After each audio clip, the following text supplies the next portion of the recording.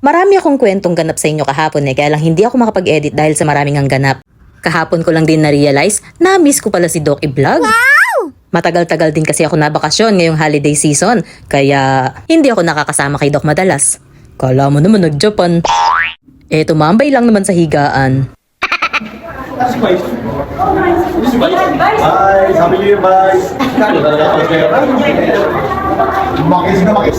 Maganda hindi.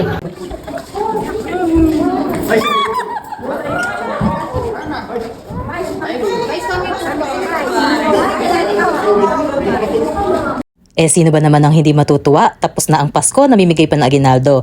Kahit konti lang yan, abay marami rin yan pag pinagsama-sama. Buti nga kayo Ay, kunyari pa ako. Siyempre nabigyan din ako. Ringat may nabigyan din ng mga libreng gamot nung bigla ang nag-clinic si Doc kahapon. Pagkatapos mag-clinic, kumain kami sa Bilens, paborito naming kainan yan. Paborito ni Doc Chan. Tapos, pumunta kami sa Kolehiyo de Kalumpit o yung dating tinatawag na CI. Ang nakakatuwa nga, ang daming bumati sa akin dyan. Eri nga yung isa't nagagalit sa akin, hindi ko raw binigyan ng mag. Pambihirang buhay. Binati nga ako, galit naman. Abe, wag niyo na akong pabatiin. Hindi, joke lang. Love ko yan. Time check. Alauna na ng hapon. At nandito po kami sa Kolehiyo de Kalumpit. Mas significant kasi sa lalaki. Kung ang babae, Ako po ka dito, yung scope. Ating school physician.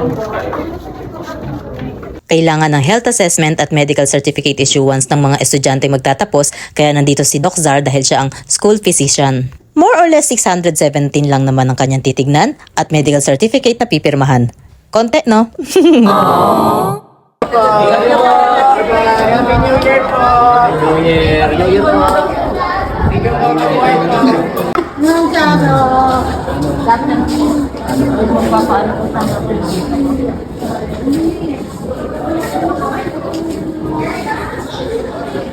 Si ate na nagtatrabaho sa kantin, mukhang may thyroid problem. Kaya nung malamang nandito si Vice Mayor Doc Zar Candelaria, agad pinuntahan niya. ultrasound muna. Ultrasound ba? Natingnan na ba yan? Hindi ko sabi sa akin. Tapos T3, T4. TSF.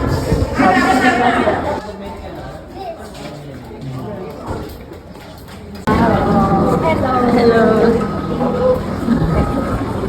Naku, at hindi pa pala tapos pamigay ng aginaldo. Pero konti lang ang laman niya na, baka akala nyo big time si Doc. Talaga lang nagbibigay pag may maibibigay.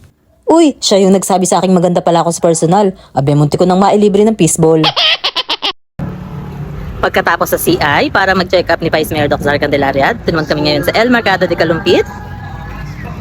Uy, hindi ako galit dyan ha. Sadya lang talagang tirik na tirik ang araw at tinatamaan ang aking bright eyes. Bukas na ba yan? Ay, apat na tayo!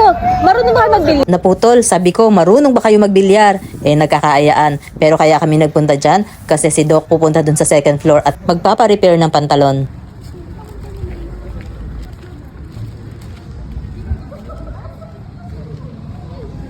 Kaso pag araw pala ng Lunes, sarado. Sayang naman. Kaya si Doc nag-aya na lang magbilyar.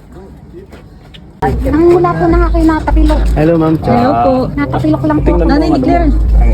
Yes po, Nanay ni Claire. Tingnan mo yung potassium, Hmm. mga ganong calcium, electrolytes, ganun, sodium, yun.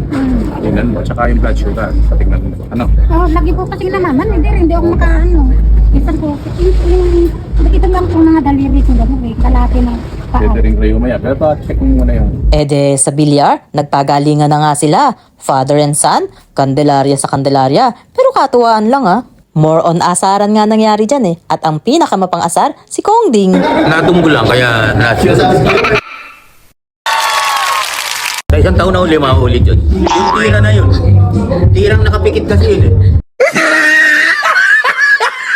Maya-maya, nag-aaya. Inip ka na ba? Sarado na yung rason. Sarado yung rason pagkatapos, nagpunta nga kami ng rason. Aba si Kong Ding nasunod rin.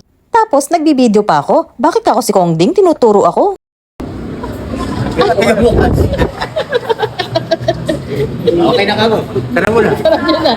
Nainip na pala yung taga-bukasara ng pinto. Alam nyo na ngayon kung bakit ako nananaba? Sarap kayang kumain, lalo na't libre ni Vice Mayor Doc Zar Candelaria.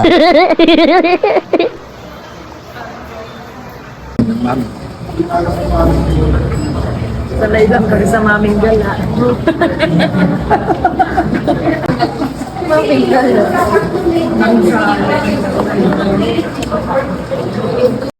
May nagpapacheck up ulit. Kaswerte lang talaga ng mga taga-Kalumpit. Abay, pag nakasalubong mo si Vice Mayor Doc Zar Candelaria, kahit nasaan siya, kapag mayroon kang gustong ipakonsulta, abay, nakakalibre ka. O, diba?